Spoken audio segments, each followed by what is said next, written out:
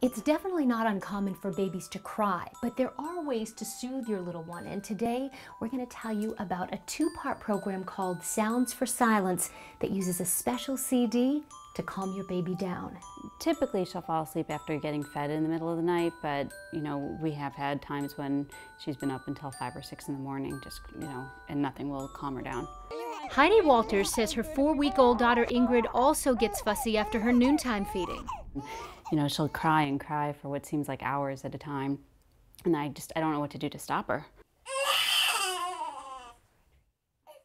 It's very upsetting because you see your little baby crying and you feel so bad because you don't know what to do to make them feel better, and all you want to do is make her feel happy and rested and calm, and I don't know what to do sometimes, so it's upsetting. So we introduced her to Dr. Harry Zenworth, creator of the Sounds for Silence program that soothes unsettled babies. It's very common for babies to be unsettled. In fact, 1 in 3 babies become irritable in the first few months, and they can cry inconsolably.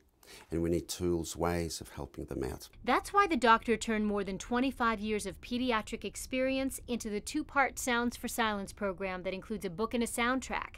The soundtrack has a Mozart track for when babies are distracted but not fussy, and 6 soothing tracks that mimic the sound your baby hears in the womb. Sounds for Silence, which is a compilation, a unique combination of sounds, can distract, engage, and then soothe your crying baby. Dr. Zenworth played one of the tracks for Ingrid. So it sounds to me like it's sort of womb-like sounds. Is that what you're trying to recreate here? I think so. Babies hear all sorts of sounds. They're fairly loud. They're all the sounds that you're hearing, and plus the placental blood flow, the fetal heart, your voice. And it's a loud environment. It's low-pitched. The reason it's low-pitched is because the sound travels through a fluid-filled environment before it reaches the baby's ear. So sounds that babies hear in the womb are less than 500 megahertz. The doctor says that low pitch is why lullabies don't work as well as Sounds for Silence. Lullabies are not low-pitched, and lullabies don't remind babies of the womb experience. So they work to a certain extent, but they don't work 9 out of 10 times, and they don't work under 1 minute. Dr. Zenworth says in order for the program to be effective, you have to play the tracks louder than your baby is crying. Otherwise the baby doesn't hear it. So the volume needs to be set at least at that level. Baby hears it, becomes distracted, engaged, settles. Then the volume can be turned down. Along with the soundtracks, swaddling is recommended. The Sounds for Silence book teaches a technique referred to as SMS. SMS Your Baby really stands for sounds, movement, and swaddling. And then they're the 3 core ways, measures that parents can settle their crying baby in the first 4 to 6 months. The book also looks at other methods to settle your little one. Sounds for Silence can't be used in isolation. It's a great tool.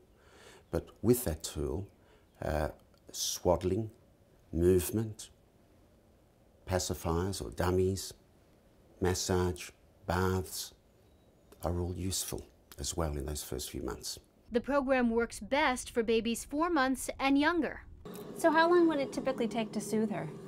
Up to a few minutes. Okay. But 1 out of 2 babies actually settle under 1 minute. Wow. As she's doing at the moment. Yes, she sure is. She looks like she likes it. I'm glad, I'm joyful that parents are finding life easier and babies are having easier times of it. And that's my passion, to really make lives easier for struggling parents. And parenting and parenthood is not all rosy.